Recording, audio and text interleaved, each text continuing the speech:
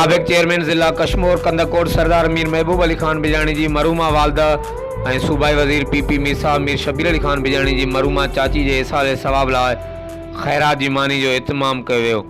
मरूमा जे इसाले सवाब लाइ क़ुरान ख़्वानी ऐं दुआए मग़फ़िरत पिणु घुरी वई। तंहिंखां पोइ ख़ैरात फ़ी सबीलिल्लाह में शरीक माण्हुनि खे लंगर खारायो वियो। लंगर जी मानी सुबुह खां शाम ताईं जारी रही।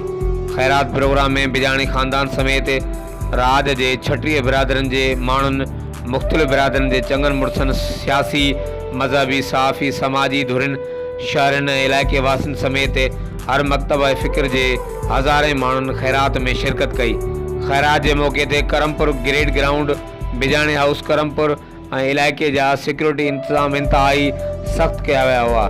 शहर ऐं इलाइक़े जे मुख़्तलिफ़ चौकनि चौराहनि ऐं पिंडाल जे चौतरफ़ लातादाद पुलिस एहलकार बीठल रहिया। कैमरामैन टीम सां गॾु Javed Usman Bijani, JTN web news, Karampur.